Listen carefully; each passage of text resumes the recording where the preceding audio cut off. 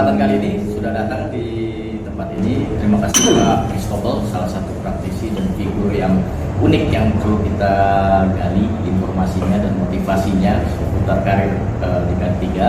Dan spesialnya hari ini adalah ada tamu kita dari minggu pertama, Dokter.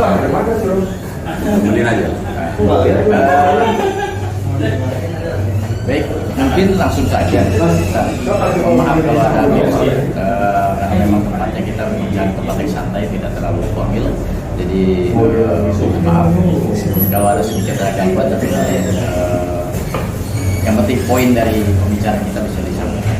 Mungkin silakan Pak Christopher untuk pendahuluannya mengenai perkenalan diri Bapak yang lebih terkenal lagi. Iya, selamat siang pemirsa Cireng Moha ya, sebuah program baru yang diinisiasi oleh saya sebetulnya kalau sama Mas David ini sudah berkawan sejak di Total Bangun Persada dulu ya. Jadi saya Christopher Simanjuntak, saya saat ini bekerja di sebuah perusahaan konstruksi nasional. Posisi saya saat ini adalah Deputi Daniel QISA. Jadi saya membidangi area quality dan safety.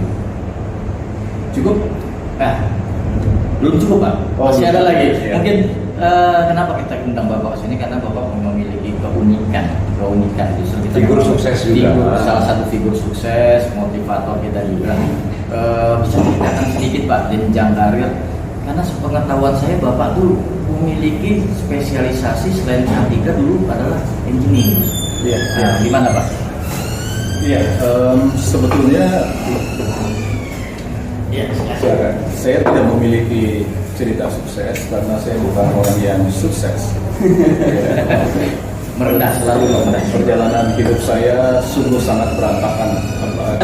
Cita-cita saya dulu itu berantakan sudah, tapi berantakan karena saya harus memilih bidang yang saya sayangi saat ini, yaitu bidang safety.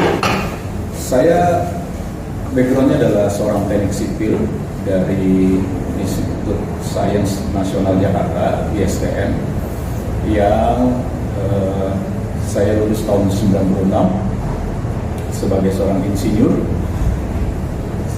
Saya berkarir di awalnya adalah sebagai estimator di sebuah perusahaan konstruksi yang tugas sehari-harinya adalah pada saat itu menghitung volume dan harga.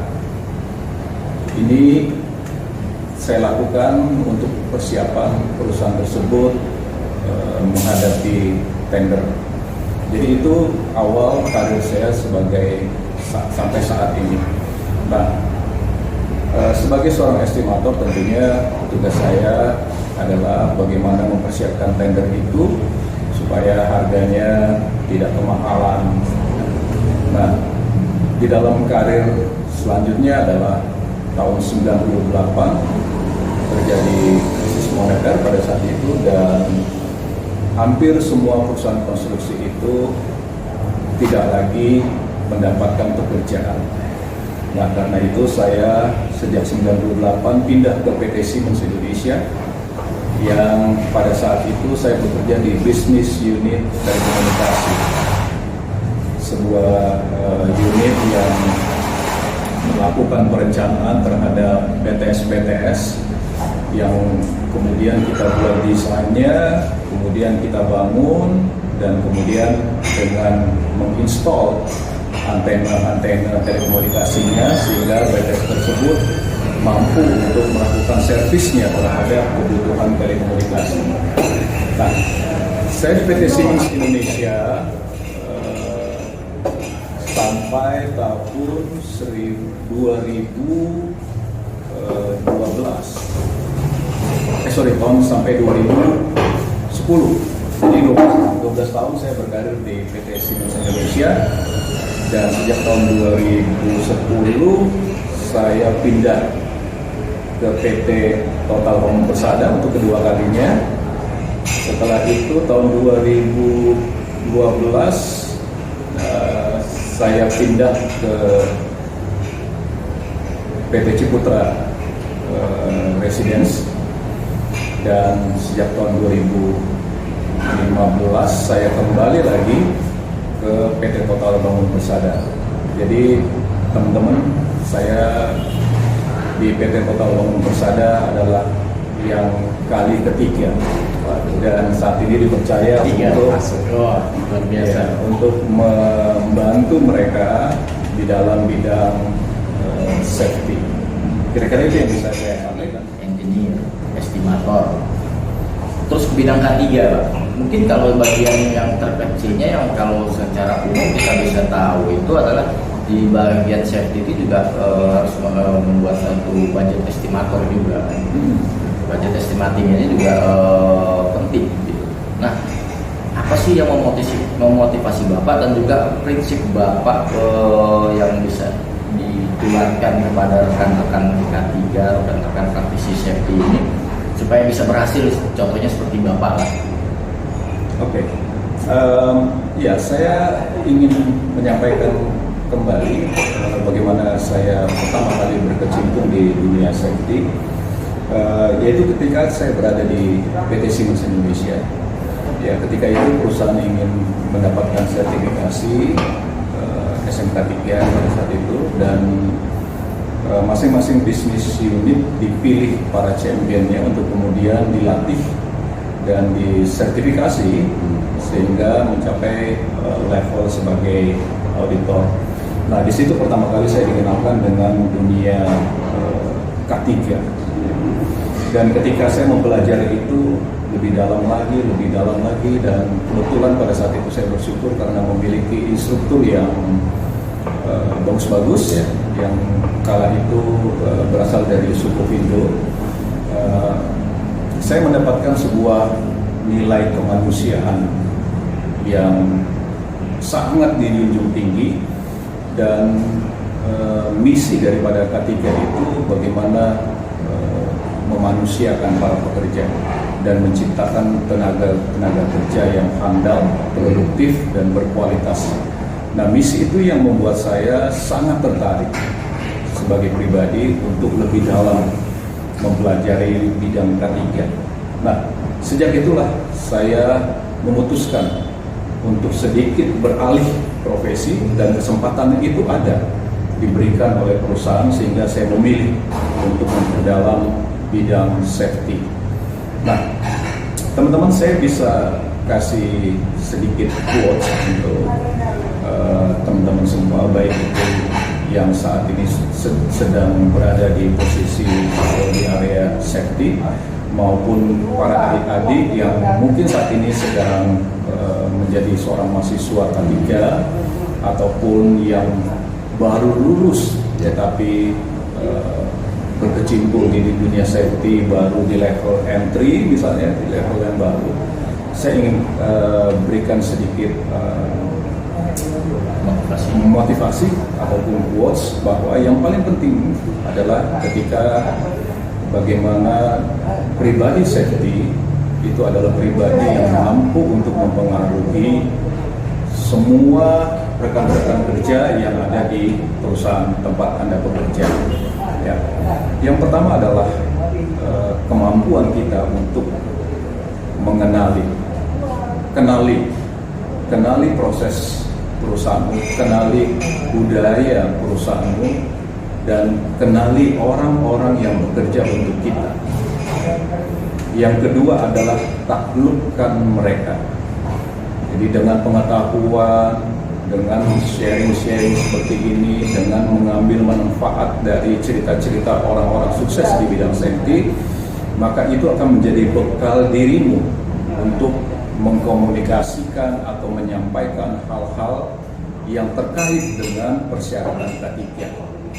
Jadi di dalam fase penaklukan ini, penting bagi kita orang-orang safety adalah menguasai fundamental knowledge, menguasai filosofi daripada safety itu. Sebagai contoh misalnya, kenapa kebijakan K3 itu harus ditandatangani oleh direktur utama? Kenapa tidak katakanlah safety manager? Nah, banyak orang yang tidak mampu untuk menjawab ini. Atau paling tidak normatifnya mengatakan bahwa OSAS mengatakan itu karena itu ada di pasal. Tapi sesungguhnya secara filosofi saya bisa cerita begini. Kenapa orang nomor satu yang harus menandatangani sebuah kebijakan ketiga adalah karena dengan ditandatangani oleh orang nomor satu, maka tidak ada lagi orang yang terkecuali dengan kebijakan itu. Jadi kalau sudah orang nomor satu yang menandatangani, yang komit terhadap kebijakan itu, maka semua orang yang berada di dalam organisasi itu harus melaksanakan kebijakan itu. Itu sebagai contoh bahwa bagaimana kita nanti kelak, teman-teman, mempengaruhi atasanmu, pengaruhi teman selinimu, pengaruhi anak buahmu. Itu fase di mana kita menaklukkan mereka. Yang ketiga adalah apapun posisi teman-teman, tidak perlu harus menjadi orang yang paling tinggi untuk memimpin. Pimpin mereka. Walaupun Anda memiliki seorang atasan, pimpin atasannya. Ya. Ikuti saya tepat berada di belakang Anda. Itu sebuah filosofi yang saya dapat dari seorang Maxwell, di mana ketika saya mendalami kata-kata itu, saya mendapatkan sesuatu dari filosofi itu, bahwa walaupun kita bukan orang nomor satu, tetapi kita harus mampu mempengaruhi pimpinan kita. Kalau kita sebagai anak buah sudah mampu untuk mempengaruhi pimpinan kita, maka kita akan menjadi key player bagi dia. Apapun permasalahan mengenai safety, pasti kita dimintai pendapatnya. Nah, itu yang saya bisa sampaikan kepada teman-teman sekalian. Yang pertama adalah kenali, kemudian taklukkan, dan pimpin mereka. Luar biasa. Kelas berat cocok. Jadi kenapa beliau Pak Kris ini sekarang sudah capai di tingkatnya itu, ya kita tahu kualitas beliau dan kelasnya beliau. Kalau saya sih Pak, kalau boleh kasih pertanyaan nih. Silakan Pak. Ini kan, oh ya, saya mau kenalin dulu. Ini Dokter Amori ya. Dia dokter loh. Ya, yang dapetin sarjananya aja nggak mudah ya. Seorang dokter, waduh, itu luar biasa. itu minggu kemarin ada. Memang yang kita datangkan figur-figur ini memang figur-figur luar biasa yang untuk ya arahnya memotivasi kita. Silakan Pak Dokter Amoli. Mungkin ini ya kan di berbagai macam platform media sosial itu banyak yang mengalami ketidakberuntungan, banyak di PHK, terjadi pengurangan tenaga kerja di mana-mana ya. Kemudian banyak chance untuk join suatu perusahaan itu sangat sulit gitu, apalagi eranya lagi pandemik ini kan. Banyak yang patah hati gitu Pak, banyak yang broken heart, yang gila-gilaan apply ke sana sini tapi nggak ada kabar baliknya gitu ya. Mungkin ada yang dari Bapak Kris untuk mereka teman-teman kita yang kurang beruntung, yang sedang berjuang terus mencari pekerjaan gitu Pak. Iya, teman-teman, pandemi kita saat ini memang sangat menghancurkan seluruh lini bisnis, baik di Indonesia maupun dunia, dan kita semua sudah tahu itu. Yang mungkin saat ini teman-teman ada yang tidak lagi diperpanjang kontraknya, atau katakanlah dirumahkan sehingga komponen gajinya sudah dikurangi, dan ada juga yang saat ini sedang berjuang mencari pekerjaan. Saya bisa katakan bahwa memang kita berada di dalam suatu situasi kondisi di mana kita sangat terpuruk dengan situasi ini. Namun saya ingin di kesempatan ini menyampaikan, ayo kita bangkit dari kedukaan ini, ayo kita bangkit dari pergumulan ini, ayo kita bangkit dari keterpurukan ini. Saya bisa katakan bahwa gunakan kesempatan yang baik ini, di mana Anda memiliki banyak waktu untuk melakukan refleksi, untuk melakukan evaluasi, untuk menemukan kembali passion Anda itu ada di mana, untuk mendapatkan menggali kembali talenta Anda ada di mana. Dunia safety itu sangat luas, Anda bisa jadi spesialis dari bidang-bidang safety, ada fire, ada industrial hygiene, ada OHA-nya, occupational health-nya, ada auditornya, ada konsultannya, dan macam-macam. Dan itu memiliki bakat di dalam menekuni bidang itu. Nah, karena itu kalau saat ini kita diberikan Tuhan waktu yang banyak, maka gunakan itu, gunakan waktu itu. Sekarang saya bisa melihat bahwa teman-teman itu sekarang bisa mudah melalui teknologi untuk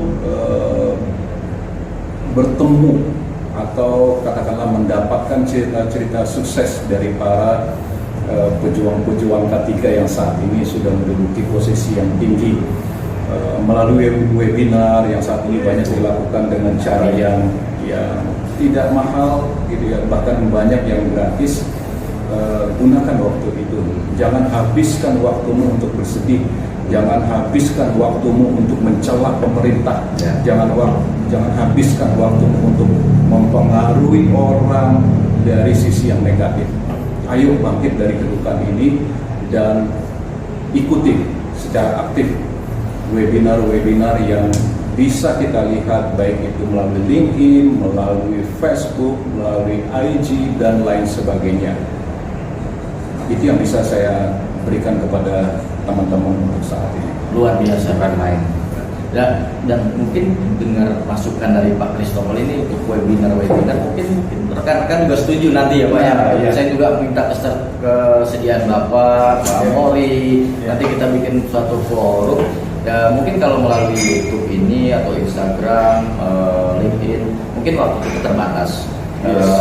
Mungkin hanya pembukanya saja yang bisa kita sampaikan. Nanti mungkin ada pertanyaan-pertanyaan dari rekan-rekan praktisi K3 supaya menjadi lebih maju seperti figur-figur kita ini. Nah, kita buat webinar. Nah, webinarnya tetap dengan konsep ciremongkanya itu, karena kita lebih mengena ke arah motivasi karir. Nah, kan Bapak seharian ini dengan keluarga, dengan aktivitas keseharian di kantor, ini kan pasti stres Pak ya. Memanage stresnya itu bagaimana Pak? Apa punya hobi atau mungkin punya, katakanlah kalau bahasanya pelampiasan mungkin agak ekstrim ya, mungkin ya bagaimana mengisi Stress management. stress manajemennya gitu. Kira-kira Pak. Iya, terima kasih Mas Devil. Ya, saya memiliki prinsip ya, bahwa kita bekerja itu memang sebuah idealisme gitu. Tapi jauh lebih tinggi lagi bahwa idealisme kita adalah apa tujuan hidup kita. Nah, seorang yang sukses menurut saya ketika dia mampu membawa keluarganya juga sukses. Ya. Jadi jangan pernah meninggalkan keluargamu, jangan pernah mengabaikan istrimu, jangan pernah mengabaikan anak-anakmu. Itu nomor satu. Ya. Jadi tentunya saya juga memiliki kehidupan sosial yang saat ini saya tekuni juga. Saya juga ikut band musik karena saya hobi. Cocok berarti Cocoknya sama Pak Amor ini, beliau musician gitu ya. Jadi kalau Anda memiliki hobi, silahkan lakukan. Jangan pernah tinggalkan hobimu, tentunya yang positif, yang bisa membahagiakan dirimu, yang bisa menyehatkan dirimu, yang bisa membawa keluargamu bersama-sama bersenang-senang denganmu. Ketika Anda nanti memiliki posisi yang bagus, dengan gaji yang bagus, bawa kebahagiaan itu bersama dengan keluargamu. Berikan juga hasil penghasilanmu itu dengan keluarga. Berbahagialah bersama keluarga. Jadi kapan-kapan bisa kita main band dengan Genre musiknya apa nih Pak? wow. Ya nggak jauh-jauh lah ya. Genre musik saya yang lawas-lawas lah, seperti Bee Gees, Beatles, terus The Cats, Everly Brothers. Jadi yang satu rocker, yang satu lebih ke arah baladnya ya. Luar biasa. Terima kasih Pak Christopher atas kehadirannya, sharing motivasinya juga. Ya mungkin mudah-mudahan sih harapan kita ini bisa menjadi hal yang positif untuk kita semua. Amin. Karena banyak juga YouTube yang hanya channelnya itu prank, sosial eksperimen. Kita itu salah satu bentuk kreativitas memang harus digali, tapi kita juga harus membuat platform ini juga lebih berguna sebagai Ini prank juga, disuruh kesini, suruh ya, dimakan. secara langsung sebenarnya saya ngeprank para figur-figur ini sebenarnya ya kita untuk sharing-sharing supaya lebih memotivasi diri kita, karena ini salah satu hobi saya. Hobi saya ini ngeprank tapi ya dengan tanda kutip dengan Positif, yang positif ya. Mungkin closing aja nih, Pak. Prinsipnya Pak, Prinsip Pak, prinsip yang hidup bagi prinsip hidup buat supaya teman-teman mungkin ya. jadi inspirasi. Gitu. Prinsip hidup kalau saya pribadi sederhana saja. Ya. Kita hidup di dunia ini tidak ada hal yang kebetulan. Semua sudah digariskan sama Yang Maha Kuasa. Jadi apapun perjalanan hidup kita, kembalikanlah itu kepada Yang Maha Kuasa. Dan karena itu apapun kondisi kita, sekalipun terpuruk saat ini, kita harus menjadi manusia yang bermanfaat. Karena itu harus berlomba-lomba melakukan kebaikan di dalam kehidupan kita. Luar biasa. Biar pada saatnya nanti ketika Tuhan memanggil kita, maka kita sudah siap untuk itu dan menjadi pemenang. Waduh, bukan main. Luar biasa. Amin. Amin. Doa kita semua ini Pak. Terima kasih. Terima kasih untuk rekan-rekan yang juga sudah menyimak channel kami ini. Terima kasih Pak Christopher, terima kasih Pak Dr. Ramli. Mudah-mudahan bisa berkembang lebih lanjut lagi pertemuan-pertemuan kita ini. Jangan lupa like, subscribe, dan komennya, karena kita butuh masukan-masukan yang positif. Salam dari kami, Cireng Moka. Sampai jumpa. Salam.